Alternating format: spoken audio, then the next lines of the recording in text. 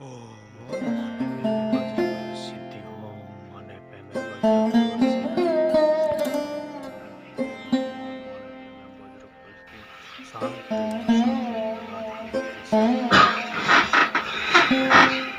कृष्ण राधे कृष्ण राधे कृष्ण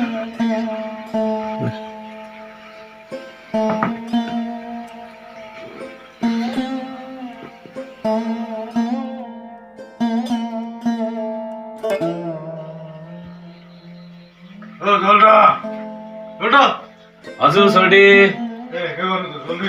आउनुहोस् न भित्रै आउनुहोस् न सोल्टी भित्रै ऱ्याक नगर छोडा हल्का खाइदिनु छोडा आज के गर्दा छोडा म त गीता पढ्दै बसेको छु छोडा आम्बो छोडा गीत पढ्नु छ छोडा के बोकेर आउनुभयो छोडा लाग्दैको छोडा अब जिन्दगी बोर भयो छोडा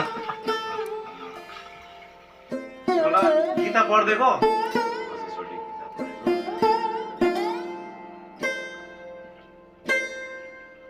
अम्बो सोल्टी त के हो पुरै गीताहरू पढ्न थाल्नुभयो कसरी त्यस्तो हुनुभयो हिजो अस्ति मात्रै सोल्टी हाम्रो चुनाभट्टीमा विष्णु महापुराण भएको थियो सोल्टी त्यसै पुराणमा यो पुस्तकहरू मैले पुरस्कारमा पाएँ बिहार कामबाट हिटकौ फिट हिट र फिट भन्ने चिज चाहिँ खानु जेको लागि मात्रै हो बढी कृपया गरेर खुट्टा तल राखिदिनुहोस् न छोटी के हो यो गीतामा चाहिँ घोडाको नक्साहरू छ त यो गीतामा चाहिँ सोल्टी तपाईँले पढ्नुभयो भने हाम्रो जिन्दगीको सार लुकेको छ यो गीतामा चाहिँ यो गीता तपाईँले एकताल पढ्नुभयो भने यति शान्ति मिल्छ तपाईँलाई यति आनन्द लाग्छ छोडी तपाईँलाई एकताल पढेर हेर्नुभयो भने तपाईँले छोडी बुझ्नु नि यो धुम्रापान यो रक्सी जाँड यो एल्कोहलहरू युज गर्नुहुन्छ तपाईँले यो त तपाईँको अहिले खानुभयो भनेदेखि यसको एउटा ट्याम हुन्छ नि तपाईँलाई कति बेलासम्म चढ्छ कति बेला उत्रिन्छ त्यो त तपाईँलाई पनि थाहा भएकै कुरो यसको त एउटा ट्याम हुन्छ नि निसाको त तर यसको चाहिँ जिन्दगीभर जहिलेसम्म तपाईँ बाँच्नुहुन्छ यो संसारमा जहिलेसम्म तपाईँ हुनुहुन्छ जीवित हुनुहुन्छ तपाईँ जहिलेसम्म तहिलेसम्म तपाईँलाई आनन्द शान्ति मिल्छ गीतामा चाहिँ यस्तो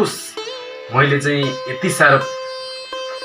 परिवर्तन भयो मेरो जिन्दगीमा चाहिँ अब मैले यो पुराणमा गएर भजन कीर्तन सुनेर यो पुरस्कारहरू पाएर म पनि तपाईँ जस्तो पहिला पिउने मान्छे नै हो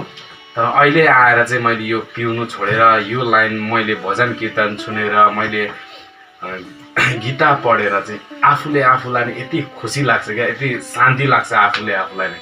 हाम्रो लाइफ चाहिँ जिन्दगीको मान्छेको चाहिँ कस्तो हो भनेदेखि चाहिँ नि तपाईँको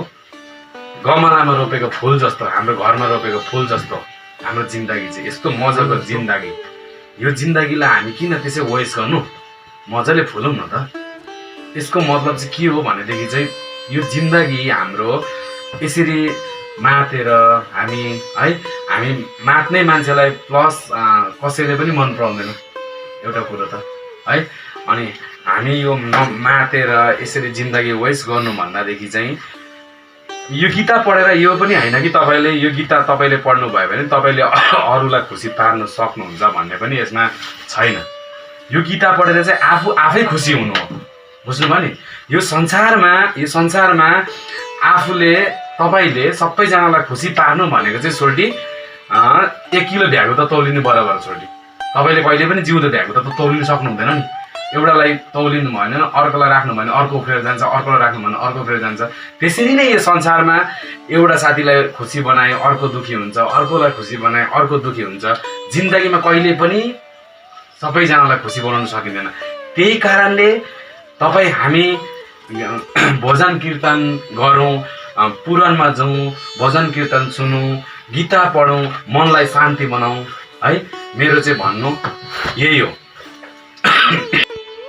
सोल्टीले मलाई साह्रो म त पुलकमा फर्केको रहेँ सोल्टी आजदेखि चाहिँ सोल्टी म तपाईँको कुराले प्रभावित भए यो नसा भन्ने कुरालाई सोल्टी म आजदेखि पर राख्छु म पनि अबदेखि तपाईँ जस्तै असल मान्छे हुन्छु सोल्टी। तपाईँले मेरो विचारलाई सुधारमा ल्याउनुभयो। ल सोल्टी एकदमै आनन्द छ छोडी यो गीतामा चाहिँ। छोडी तपाईँ पनि गीता पढ्नुहोस् है। गीता पढेर अरूलाई खुसी पार्न सकिँदैन, आफ्नो मन शान्ति पार्न सकिन्छ है। गीता पढ्नुहोस् तपाईँ पनि एउटा गीता। होइन सोल्टी, म अहिले चाहिँ अलिक खाएको पनि छु। त्यो गीता भन्ने कुरोलाई अब यसरी ग्रहण गर्न छैन। म बरु भोलि आउँछु सोल्टी। तपाईँको कुराले मेरो मनमा पनि हल्का भयो, तपाईँले यसको ज्ञान सिक्नु भएछ र म भोलि आएर लान्छु। आज चाहिँ म सोल्टी जानु पर्यो। एकदमै छोडी तपाईँको कुरा, तपाईँको जुन बात सुनेर मलाई एकदम खुसी, आज यति खुसी लाग्यो छोडी कि म त एउटा है लतमा फँसेको मान्छेले आज मेरो कुरा सुनेर तपाईँले आजदेखि खानु छोड्नुभयो है। यति सुधार तपाईँमा आएको देख्दा चाहिँ मलाई एकदमै खुसी लाग्यो सोल्टी। हुन्छ सोल्टी, भोलि तपाईँ नुहाइ धुवाइ गरेर आउनुहोस् र गीता लिएर जानुहोस् है। होइन आज चाहिँ म लादिनँ, भोलि लाग्नु। ल सोल्टी बस्नुहोस्।